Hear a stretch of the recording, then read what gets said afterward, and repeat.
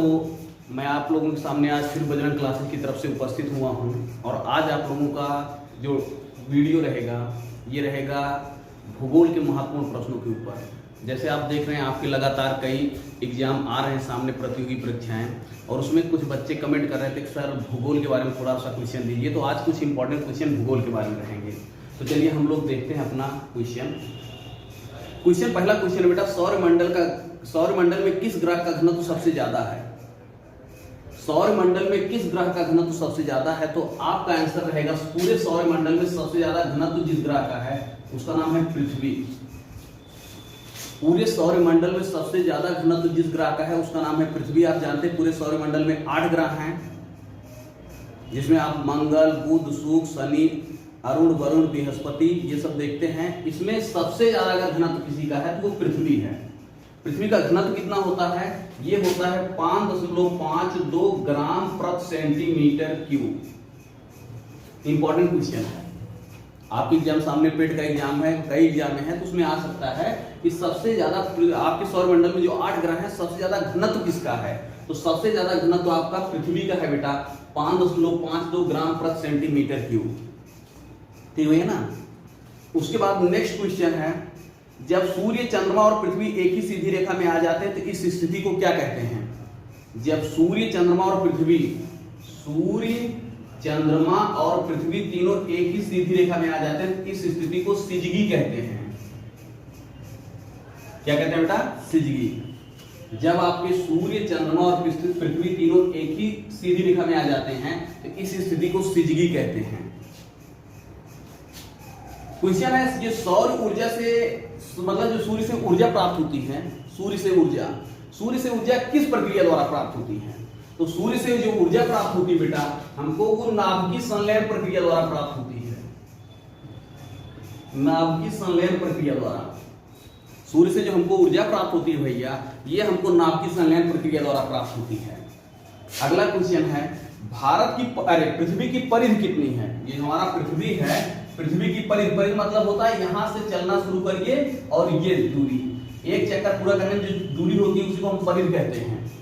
अब पृथ्वी आप जान ही रहे गोलाकार है, तो उस पर जब आप चलना शुरू करेंगे तो एक चक्कर पूरा करने में जो दूरी रहेगी उसी को परिधि कहते हैं। तो पृथ्वी की जो परिधि है वो 4075 किलोमीटर होती है। पृथ्वी की परिधि 4075 किलोमीटर होती है। परिधि माने ये किनारे किनारे चली गई दूरी।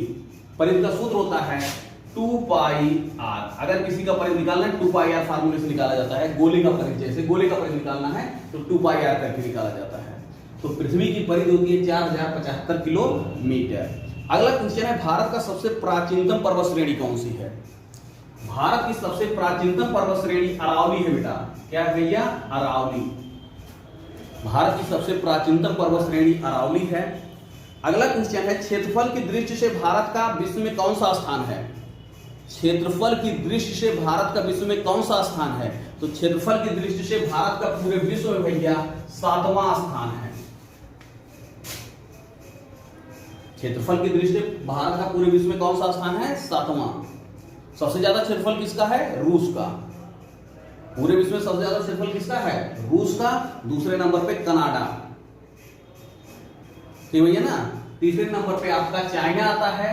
कहीं कहीं चाइना को दिखाते हैं, कहीं कहीं अमेरिका को दिखाते हैं। तो आपका इस समय अगर गूगल को वो फॉलो करेंगे वहां पे चाइना को दिखा रहा है, चीन। तीसरे नंबर पे चीन है, ठीक है ना। तो इस तरीके से आपका क्षेत्रफल के अनुसार पृथ्वी का पूरे विश्व में 7वां स्थान है। और जनसंख्या की दृष्टि से मतलब जनसंख्या पूरे विश्व की भारत में कितना प्रतिशत रहती है? जैसे आपने देखा कि पूरे भारत का क्षेत्रफल, पूरे विश्व का क्षेत्रफल के अनुसार भारत का विश्व में 7वां स्थान है। क्षेत्रफल के अनुसार भारत का विश्व में 7वां स्थान है, तो जनसंख्या के अनुसार भारत का विश्व में दूसरा स्थान है। जनसंख्या के अनुसार पूरे विश्व में भारत का दूसरा स्थान है। पहले स्थान पे कौन है? चाइना है। दूसरे स्थान पर कौन है? भारत है। फिर आता है क्वेश्चन कि भारत का क्षेत्रफल पूरे विश्व के क्षेत्रफल का कितना है? क्वेश्चन है भैया, भारत का क्षेत्रफल पूरे विश्व का क्षेत्रफल का कितना है? भारत का क्षेत्रफल पूरे विश्व के क्षेत्रफल का कितना है? तो याद रखिएगा बेटा, भारत का क्षेत्रफल पूरे विश्व के क्षेत्रफल का 2.4% है। भारत का क्षेत्रफल पूरे विश्व के क्षेत्रफल का 2.4% है। क्वेश्चन है भारत की जनसंख्या पूरे विश्व की जनसंख्या कितने प्रतिशत है? भारत का क्षेत्रफल पूरे विश्व के क्षेत्रफल का 2.4% है। भारत की जनसंख्या पूरे विश्व की जनसंख्या की 17.5% है। भारत का क्षेत्रफल पूरे विश्व के क्षेत्रफल का 2.4% है और भारत की जनसंख्या पूरे विश्व की जनसंख्या की 17.5% है। क्वेश्चन ये है वह स्थान बताइए जहां पर बंगाल की खाड़ी, अरब सागर और हिंद महासागर तीनों मिलते हैं। वह स्थान बताइए जहां पर बंगाल की खाड़ी, अरब सागर और हिंद महासागर तीनों मिलते हैं।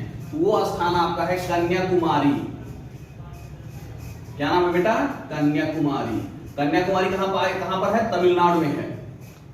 कन्याकुमारी एक स्थान है तमिलनाडु में है जहां पर हिंद महासागर, अरब सागर और बंगाल की खाड़ी तीनों मिलती हैं। क्वेश्चन है भारत को श्रीलंका से कौन अलग करता है? भारत को श्रीलंका से कौन? तो पाक जलडमरू मध्य। पाक जलडमरू मध्य भारत को श्रीलंका से अलग करता है। भारत को श्रीलंका से अलग करता है बेटा पाक जलडमरू मध्य। भैया क्वेश्चन यह है कि कौन सा ऐसा राज्य है, भारत का ऐसा कौन सा राज्य है जो तीन तरफ से अंतरराष्ट्रीय सीमाओं से घिरा हुआ है? भारत का ऐसा कौन सा राज्य है जो तीन तरफ से अंतरराष्ट्रीय सीमाओं से घिरा हुआ है? तो वो आपका त्रिपुरा है बेटा। भैया भारत का त्रिपुरा राज्य जो है पूर्वोत्तर राज्य है आपका, ये आपका तीन तरफ से अंतरराष्ट्रीय सीमाओं से घिरा हुआ है। क्वेश्चन है ये कुट्टानाडु क्या है? कुट्टानाडु बहुत पूछता है, कुट्टानाडु क्या है?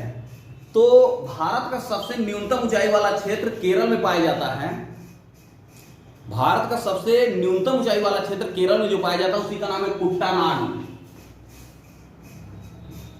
कुट्टानाडु। कुट्टानाडु क्या है? कुट्टानाडु बेटा एक भारत केरल में पाया जाने वाला सबसे न्यूनतम स्थान है, सबसे न्यूनतम ऊंचाई वाला स्थान है भारत का कुट्टानाडु। क्वेश्चन है दक्षिण भारत की सबसे ऊंची चोटी कौन है?